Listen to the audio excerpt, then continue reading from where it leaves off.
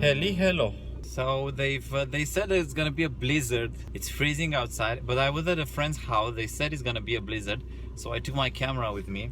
That's what you gotta do when you have a camera you want to shoot during winter. You just put it in the jacket. I shoot a couple of pictures and some videos with the camera with the 24-17 2.8. I didn't set up my camera to do masterpieces. I don't know. I just put it in a aperture mode and I just shoot whatever I could shoot, in these freezing conditions. But that's it. These are the video images, and I'll put a link below in the description if you want to see the pictures that I took. Let's go home. Jesus Christ. How's my hair? Jesus Christ.